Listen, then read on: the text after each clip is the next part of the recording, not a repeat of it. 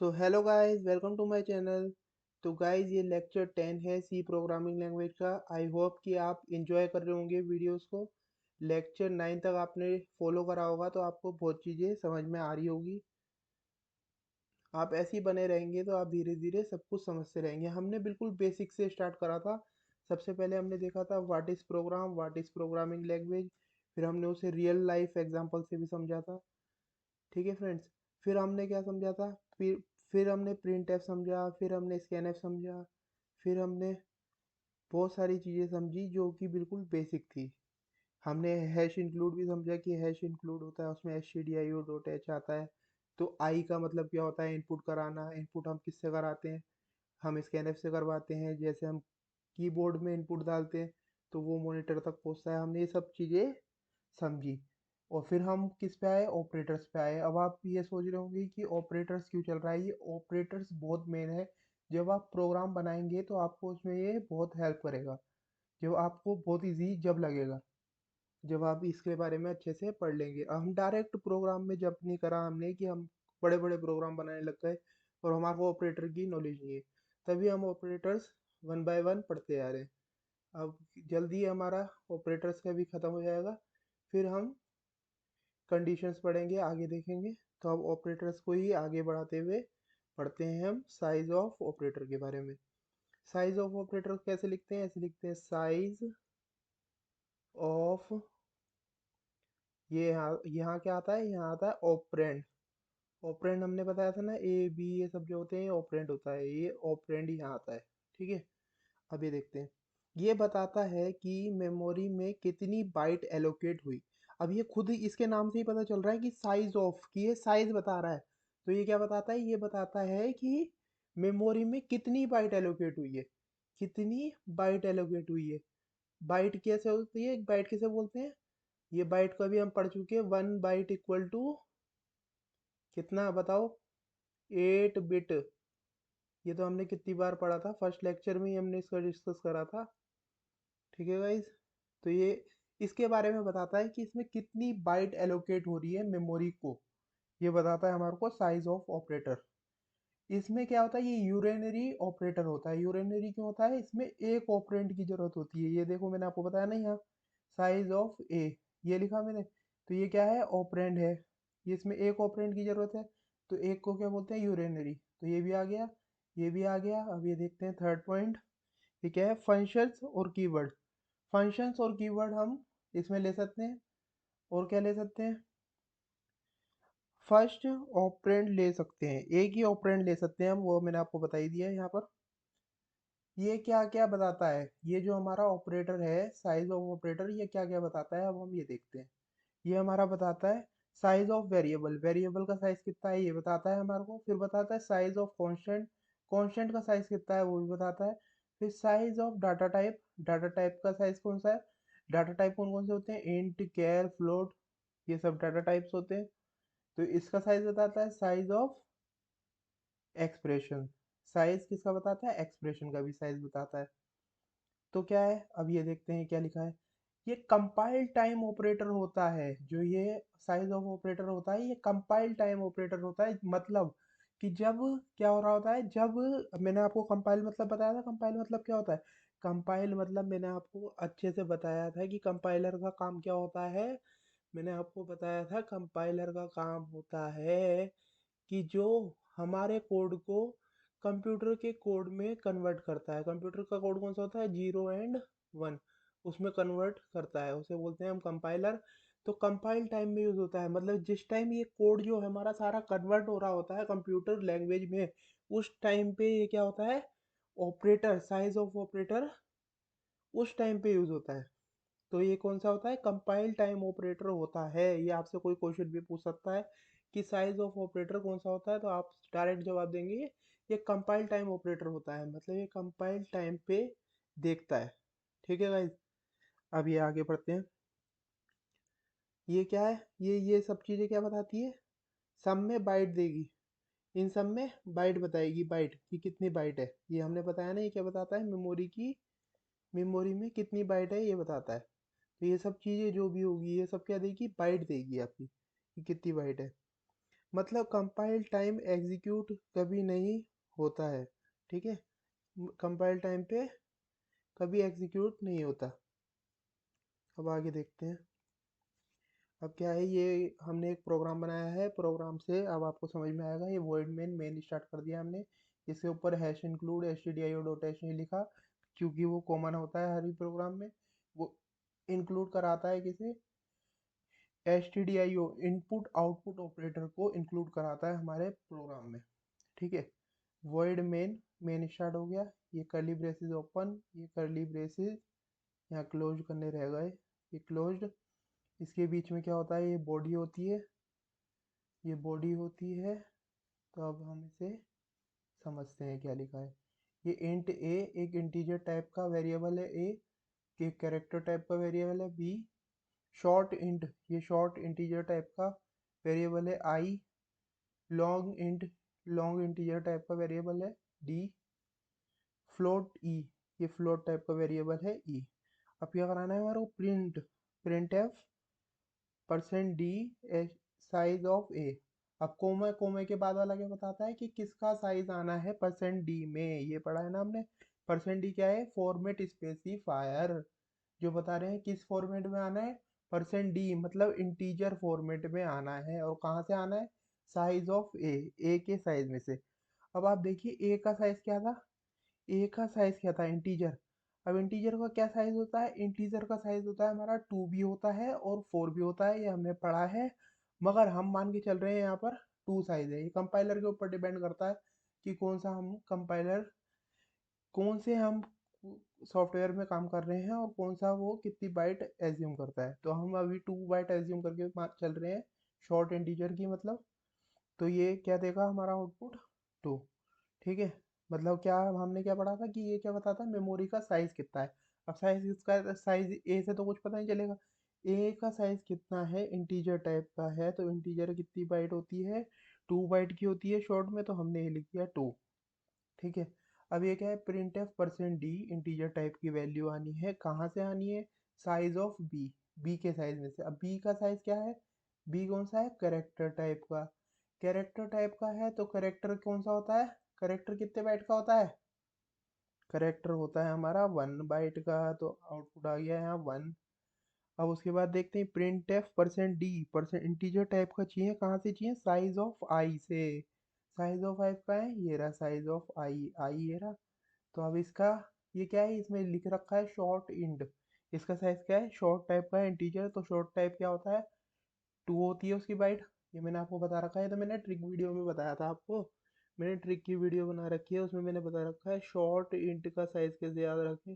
मैंने क्या, शॉर्ट को आप क्या करेंगे, मिरर के एस को आप मिरर के आगे रखेंगे तो आपको किसकी तरह दिखेगा, आपको दिखेगा ये 2 की तरह। जब आप इसे मिरर के आगे रखेंगे तो 2 की तरह रखेगा, तो 2 होती है इसकी बाइट। ये मैंने आपको ट्रिक से बता रखा है, आप ट्रिक वाली वीडियो को रेफर कर सकते हैं, आपको समझ नहीं आएगा तो उसका लिंक मैं आपको डिस्क्रिप्शन में दे दूँगा। अब देखते हैं आगे, ये क्या है, वॉइड मेन स्टार्ट हुआ, print F the size of integer is percent D, percent D में क्या आएगी, बाइट आएगी, ठीक है। बाइट आएगी इंटीजर टाइप की, कितनी है।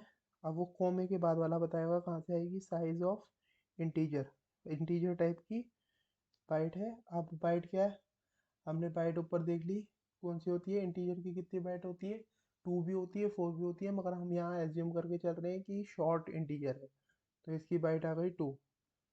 मतलब फिर इसने रिटर्न कर दिया हमारे को कि 2 बाइट है, उसका साइज बता दिया।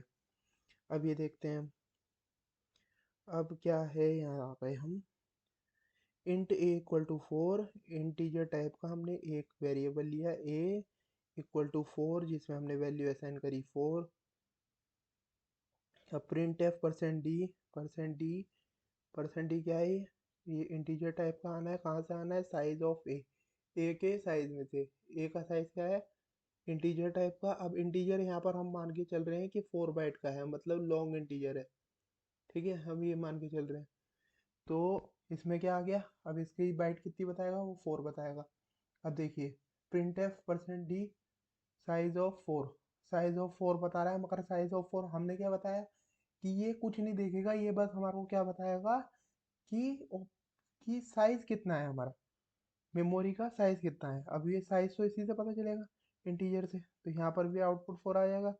अब ये इंटीजर टाइप का बोल रहा है तो फिर यहाँ पर भी आउटपुट 4 आ जाएगा। अब ये क्या है, अब इसमें देखो क्या करा, print f percent d size of minus minus ए।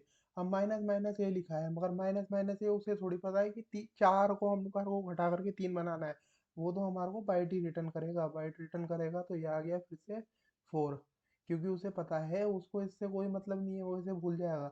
वो किसको देखेगा, कंपाइल टाइम पे वो देखेगा कि भैया जो हमने ऊपर पढ़ा था ना कंपाइल टाइम, तो कंपाइल टाइम पे वो देखेगा कि कितनी बाइट है, कितनी बाइट एलोकेट हुई है। तो बाइट उसे कितनी हुई है, 4 बाइट।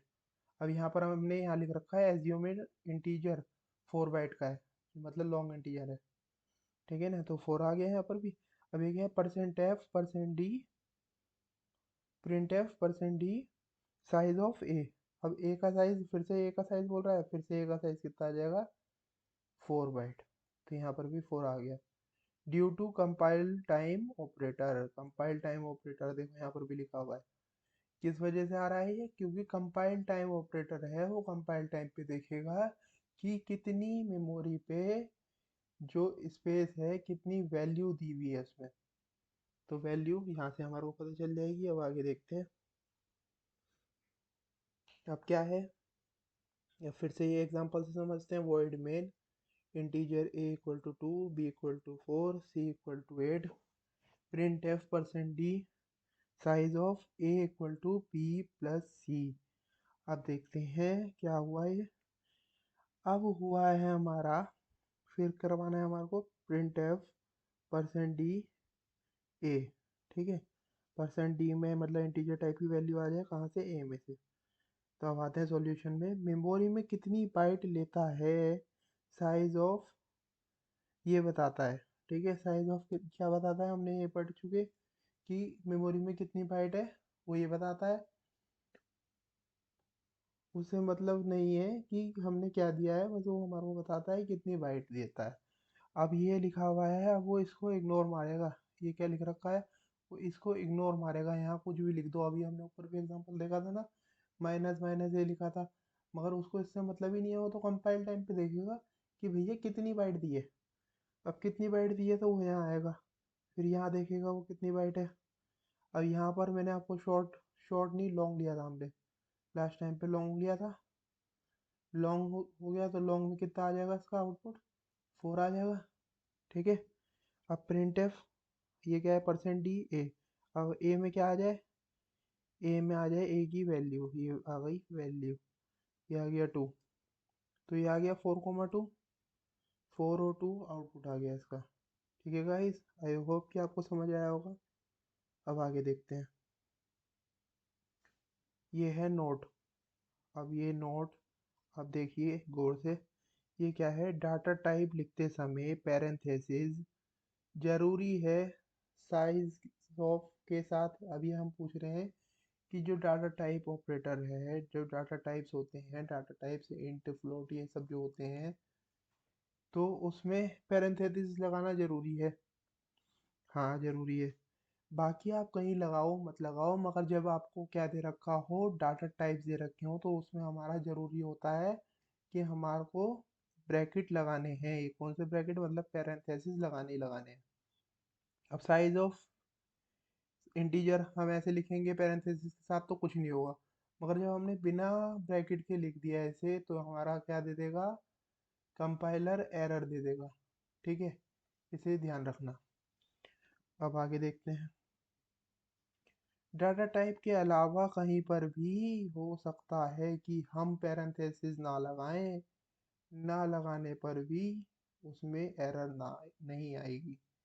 मैंने आपको बताया है कि बस हमारा इम्पोर्टेंट कहाँ है, कि साइज ऑफ, जब हम इंटीजर लिख रहे हैं यहाँ, या फ्लोट लिख रहे हैं, या कैर लिख रहे हैं, या कुछ भी लिख रहे हैं डाटा टाइप, तो डाटा टाइप में हमारा पैरेंथेसिस लगाना जरूरी है। बाकी कहीं हम लगाए या ना लगाए उसमें एरर नहीं आएगी, मगर इधर एरर दिखा देगा जब हम डाटा टाइप्स के साथ पैरेंथेसिस नहीं लगाएंगे, ठीक है। तो अब ये हमारा फर्स्ट कंप्लीट हो गया, जो हमने क्या पढ़ा है, किसके बारे में पढ़ा है हमने अभी, साइज ऑफ ऑपरेटर के बारे में।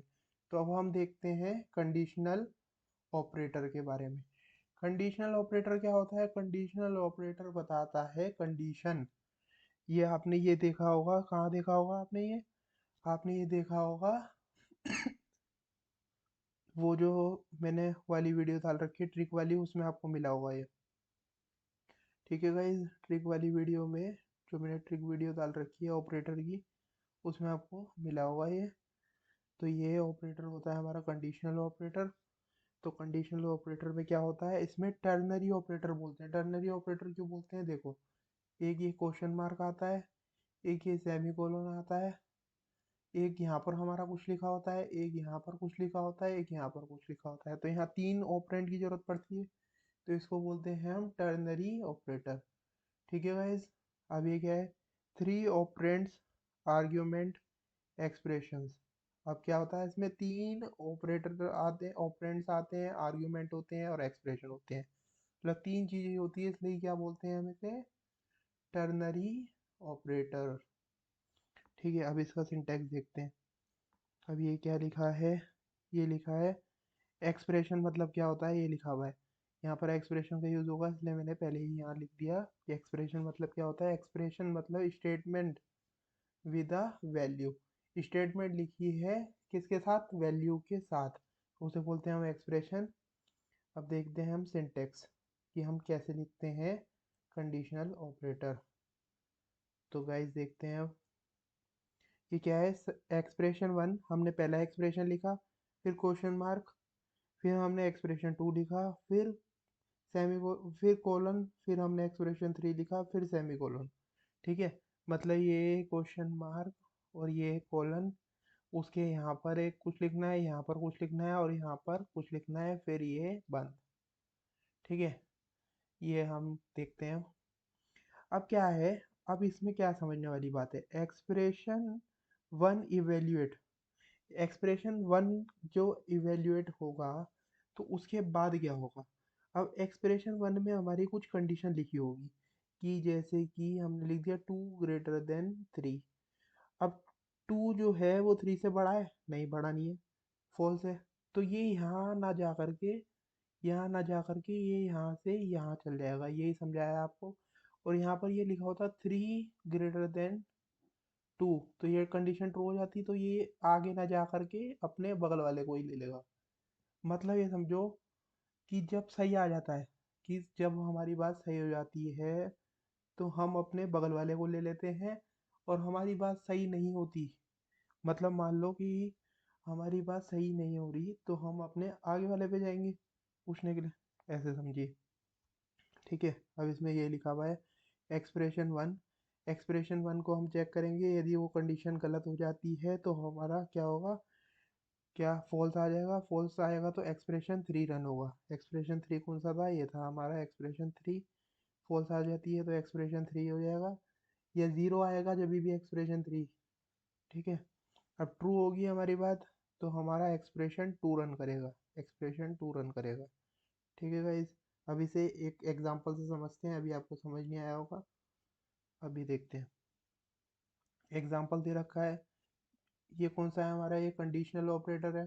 ठीक है गाइस, तो कंडीशनल ऑपरेटर है 5 ग्रेटर देन 2, और फिर ये लिख रखा है क्या, क्वेश्चन मार्क, फिर ये आ गया आपका 5, फिर आ गया कोलन, फिर आ गया आपका 2, और फिर ये हो गए सेमी कोलन। ठीक है, एक्सप्रेशन 1 ये हो गया, एक्सप्रेशन 2 ये हो गया, एक्सप्रेशन 3 ये हो गया। अब देखो मैंने आपको सिंपल बताया 5 ग्रेटर देन 2। अब बताओ 5 2 से बड़ा है, हाँ बड़ा है। बड़ा है तो कहाँ जाना है हमारे को, अपने बगल वाले पे। ये आ गए बगल वाले पे, तो आउटपुट में आ जाएगा 5। देखो ये है ना एक्सप्रेशन 1, पहले एक्सप्रेशन 1 पे गए, क्या बोला हमने, इज 5 ग्रेटर देन 2। क्या 5 2 से बड़ा है, हाँ सही बात है, तो 5 आ गया हमारा आउटपुट। अब दूसरी वाली कंडीशन तो ट्रू ही नहीं है, तो क्या, अब क्या हमारी जब कंडीशन हमारी सही हो गई तो फिर ट्रू ही आंसर आएगा ना, फॉल्स में क्यों जाएंगे हम, आगे क्यों जाएंगे।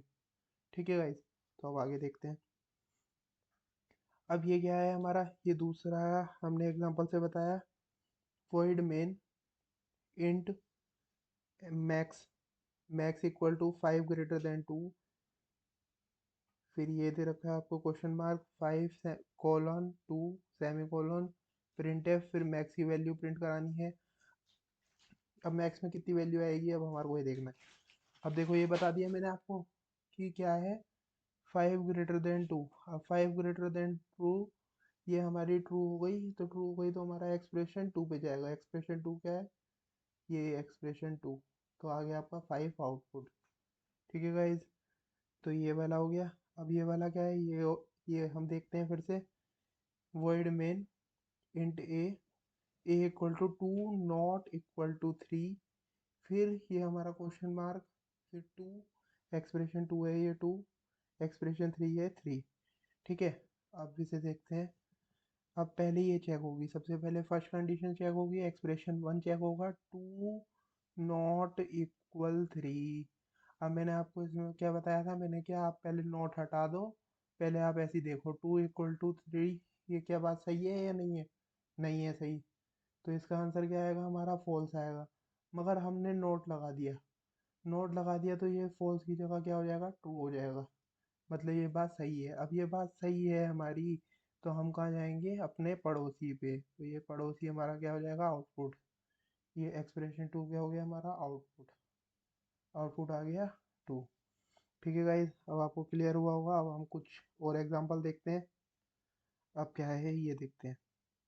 Question 2, int a equal to 1, a 1 है, बी 2 है, और सी में कोई वैल्यू नहीं है, मतलब सी में अभी क्या है, गार्बेज वैल्यू है।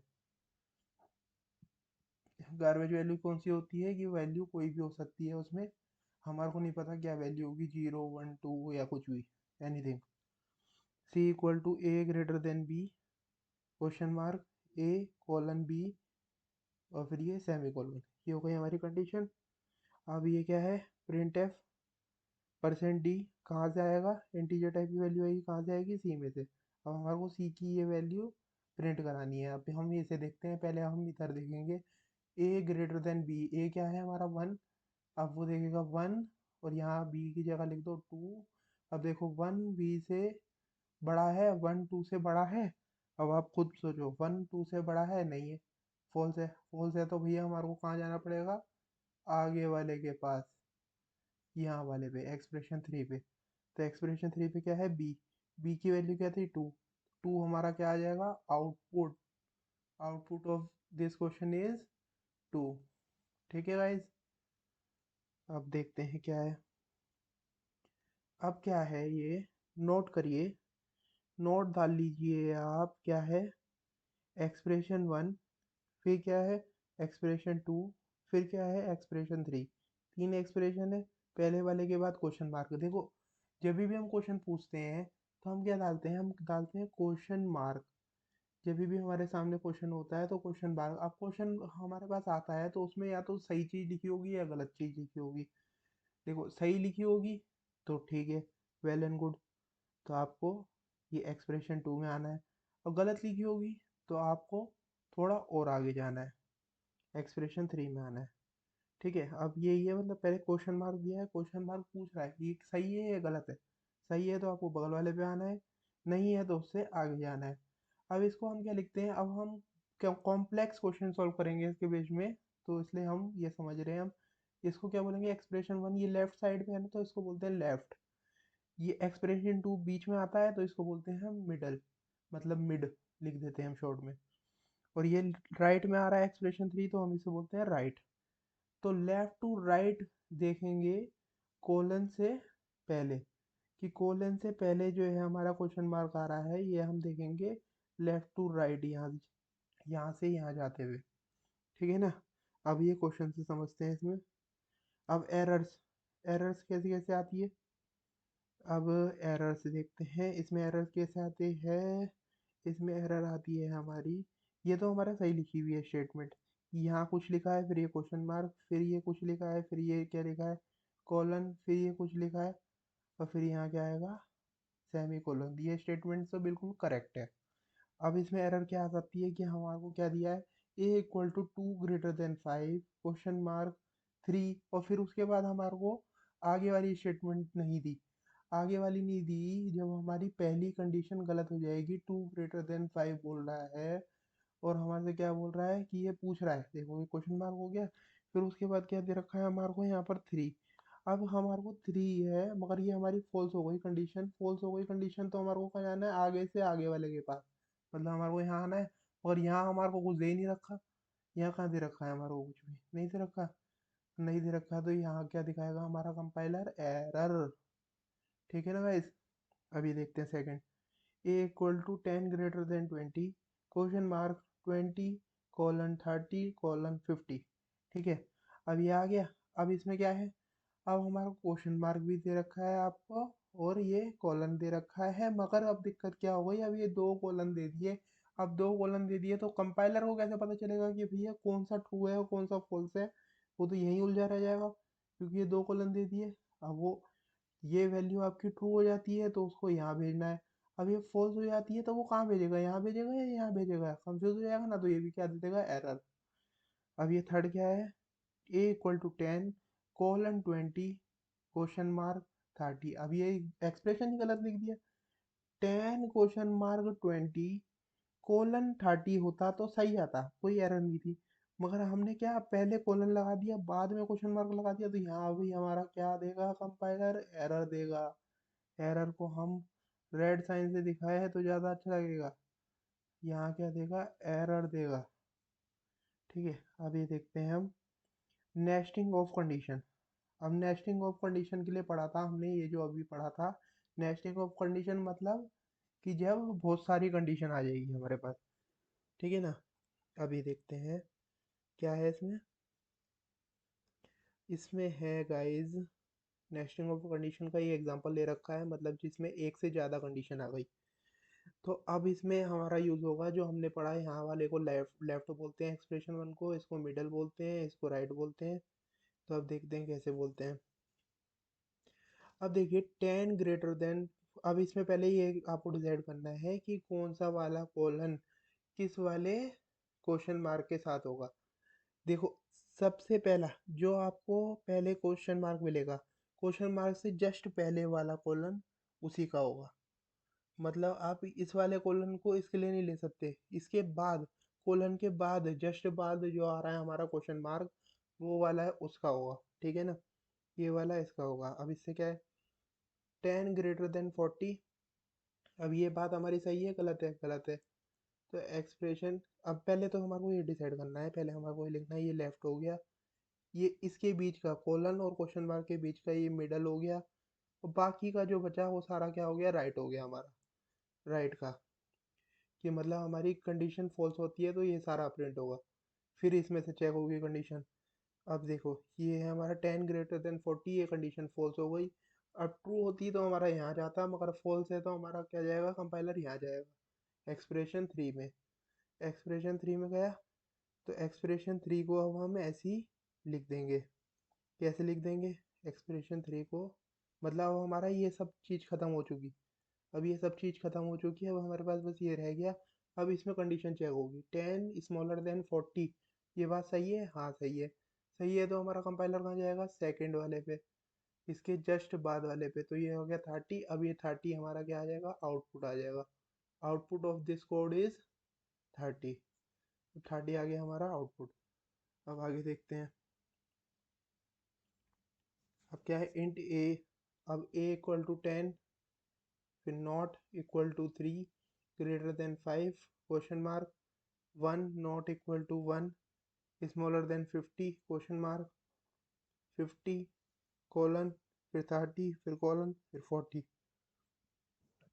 अब आप ये सोचोगे मैंने अभी ऊपर एरर बताई थी तो कि इसमें एरर आ जाएगी, मगर एरर नहीं आएगी। मैंने आपको क्या बताया था, उसी के साथ में मैंने ये भी बताया था कि जो कोलन के पहले वाला क्वेश्चन मार्क होगा वो उसका होगा, किसका होगा, वो उसी का होगा जिसका क्वेश्चन मार्क होगा, वो उसका कोलन होगा। मतलब ये वाला जो कोलन है वो इसका हो गया। अब इससे पहले दूसरा आया तो वो इसका हो गया, मतलब जस्ट साथ साथ में जो होंगे वो उसका होगा। समझ रहे होंगे आप। ठीक है गाइस। तो अब ये देखते हैं कैसे। तो हमारा ये हो गया। अब इसमें क्या है, हम कैसे सॉल्व कर रहे हैं देखते हैं। अब इसको हमने पहले ऐसे ही उतार दिया क्वेश्चन को। अब ये पहला क्वेश्चन मार्क आ रहा है उससे पहले वाला हमारा क्या हो गया, लेफ्ट हो गया, तो इसमें हमने एल लिख दिया। उसके जो कोलन जहाँ से आया है ये, उसके बाद वाला वो राइट हो गया, और उसके बीच का जितना बचा वो हमारा क्या हो गया, मिडल हो गया। मिडल हो गया, तो मिडल हो गया है। तो आप कैसे करेंगे, ये ten not equal to 3 greater than 5, ये हमारी लिखी हुई है। अब हम इसे चेक करेंगे, पहले कंडीशन सही हो रही है या गलत हो रही है हमारी। Condition 10 not equal 3 greater than 5, तो हमारी पहले ये चेक होगी हमारी कंडीशन के हिसाब से कि हमारा इसमें हमारा को किस चीज़ का यूज़ होगा, हमारा वो प्रायोरिटी का यूज़ होगा। प्रायोरिटी जो मैंने आपको ट्रिक से बता रखी है, are you major bitwise logic trick, आप ये वो ट्रिक देख सकते हैं, डिस्क्रिप्शन में मैं लिंक दे दूंगा उसका। अब ये क्या है, उसमें क्या था, रिलेशनल ऑपरेटर आता है पहले। रिलेशनल ऑपरेटर में कौन सा, smaller than equal to, greater than equal to, ये सारे आते हैं उसमें। ठीक है, और तो उसके बाद आता है इक्वल इक्वल टू, फिर आता है नॉट इक्वल टू। ठीक है, तो अब इसमें से हमारा कौन सा पहले, हमारे को पहले कौन सा वाला सॉल्व करना होगा, पहले हमारे को करना होगा ये वाला, क्योंकि इसकी हायर प्रायोरिटी है। तो 3 ग्रेटर देन 5, पहले ये चेक होगा। 3 5 से बड़ा है, नहीं, फॉल्स है, तो जीरो आ गया। अब 10 नॉट इक्वल टू 0, पहले मैंने क्या बोला आपको, पहले ये हटा देना है, क्या हटा देना है, ये हटा देना है। आपको सोचना है यहाँ पर कुछ नहीं है, 10 इक्वल टू 0, ये क्या है हमारा, फॉल्स है।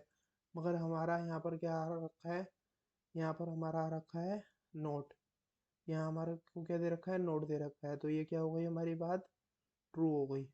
ट्रू हो गई, तो हमारा आंसर क्या आ गया, ट्रू आ गया।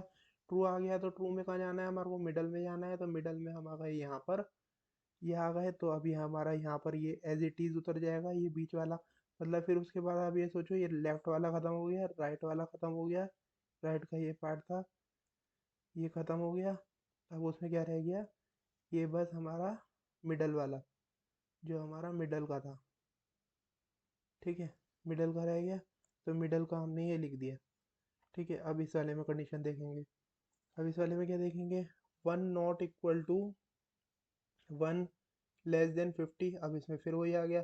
तो अब इसको चेक करेंगे हम, तो इसमें क्या हो जाएगा, ये हमारी कंडीशन हो जाएगी फॉल्स, और फॉल्स हो जाएगी तो हमारी ये चल जाएगी आगे वाले पे, तो ये 30 आ जाएगा हमारा ओवरऑल आउटपुट। ठीक है, अब ये लास्ट एग्जांपल हम देखते हैं। इस एग्जांपल में क्या है, अब ये एक्सप्रेशन दे रखा है, इसको देख करके घबराना मत। क्यों मत घबराना, क्योंकि इसमें कुछ नहीं है। क्यों नहीं है, अब वो भी देखते हैं। अब मैंने आपको ये बता दिया, क्वेश्चन मार्क से पहले वाला कॉलन उसी का होगा। तो यहाँ से आपने शुरू करा, ये कॉलन आया, कॉलन से पहले वाला क्वेश्चन मार्क इसका हो गया, फिर उससे पहले वाला उसका हो गया, इसका, जो साथ साथ आते रहेंगे, मतलब सक्सेसिव होंगे। 30 के बाद जो आया क्वेश्चन कॉलन, वो इसका हो गया। ठीक है, अब ये देखिए, अब क्या होता है इसमें। अब ये जो लिखा हुआ है, यहाँ पर हो गया हमारे लिए ये लेफ्ट, और ये वाला हो गया हमारे लिए राइट। कौन सा वाला, लास्ट वाला, बिल्कुल लास्ट वाला। यहाँ पर लास्ट में जगह नहीं थी, तो मैंने ऊपर लिख दिया ये, इससे कंफ्यूजन होता। ये हो गया राइट, और ये सारा बीच का एक्सप्रेशन क्या हो गया हमारे लिए, मिडल। ठीक है गाइज, तो इसमें क्या है, ये सारा मिडल हो गया, ये लेफ्ट हो गया, ये राइट हो गया। तो अब ये क्या है, 12 ग्रेटर देन 50। अब 12 ग्रेटर देन 50 हमारी पहले ये चेक हुई, तो ये क्या है, फॉल्स है, फॉल्स है तो फॉल्स आ गया, मतलब जीरो। 10 इक्वल टू 0, फिर मैंने आपको ये बता दिया कि ये हटा करके देखेंगे, नोट को हटा दो, फिर देखो 10 इक्वल टू 0, ये सही है गलत है, फॉल्स है। फॉल्स है, मगर नोट आ जाएगा तो ये क्या हो जाएगा, ट्रू। ट्रू हो जाएगा तो हमारा क्या आ जाएगा, बीच वाली मतलब मिडिल। मिडिल हमारा सेम आ गया है यहाँ पर। मिडिल में अब फिर करेंगे हम लेफ्ट, मिडिल और राइट। ठीक है, राइट ये हो गया, मिडिल ये सारा आ गया, फिर ये लेफ्ट हो गया। अब 4 नॉट इक्वल टू, अब ये सारे ये लिखा हुआ है, अब इसे हम चेक करेंगे। अब क्या है ये, 4 नॉट इक्वल टू 4। ठीक है, तो आपने ये चेक करा, तो इसमें आपको क्या मिला, ट्रू। ट्रू मिला तो आपको कहाँ जाना है, फिर बीच में जाना है, मिडल में। तो मिडल ये आ गया, ये फिर आपको क्या देखना है, कि बस आपके पास मिडल वाला बचा है और बाकी सब चीज़ें क्या हो गई, ख़त्म हो गई। मिडिल वाले को आपने ऐसे लिख दिया। मिडिल वाले में क्या है, 8 ग्रेटर देन 8 नॉट। अब 8 नोट की प्रायोरिटी, फर्स्ट नंबर पे होती है, यूरिनरी ऑपरेटर में आता है ये। ठीक है, तो इसकी प्रायोरिटी ज़्यादा होती है इससे, तो ये पहले सॉल्व होगा, तो ये 0 आ गया। 8 ग्रेटर देन 0, 8 ग्रेटर देन 0, ये ट्रू है, ये ट्रू है, तो कहाँ जाएगा, मतलब 8 ग्रेटर देन ट्रू, हाँ 8 ग्रेटर देन 0 जो है ये ट्रू है। तो अब इसके बाद एक और 0 दे रखा है, तो यहाँ पर आएगा 1, 1 = 0, यहाँ पर ये फॉल्स हो गया, तो ये ओवरऑल क्या हो गया हमारा, फॉल्स हो गया। फॉल्स हो गया तो कहाँ जाएगा हमारा, नेक्स्ट वाले पे, नेक्स्ट टू नेक्स्ट वाले पे, मतलब 7 वाले पे नहीं, 7 वाले पे कब जाता है, जब ट्रू होता, 7 के भी आगे वाले से जाएगा, तो ये आ गया हमारा 20। तो ओवरऑल आउटपुट क्या हो गया इस क्वेश्चन का, 20। देखो देखने में कितना टफ लग रहा था, कितना बड़ा लग रहा था, कॉम्प्लेक्स लग रहा था ये क्वेश्चन, मगर हमने जब स्टेप बाय स्टेप देखा तो आपको ये अच्छे से क्लियर हो गया होगा, आई होप। और फ्रेंड्स अभी भी कोई डाउट हो तो आप मेरे को टेलीग्राम ग्रुप पे या व्हाट्सएप ग्रुप पे मैसेज करके पूछ सकते हैं, मैं उसका लिंक आपको डिस्क्रिप्शन में दे दूंगा। तो फ्रेंड्स आई होप कि आप इंजॉय कर रहे होंगे वीडियो को। यदि आपको वीडियो अच्छी लग रही है तो वीडियो को लाइक करें, चैनल को सब्सक्राइब करें और अपने फ्रेंड्स के साथ शेयर करें। यदि आप कोई सजेशन देना चाहते हैं तो आप कमेंट बॉक्स में अपनी सजेशन दे दें। ठीक है friends, thank you for watching, have a nice day.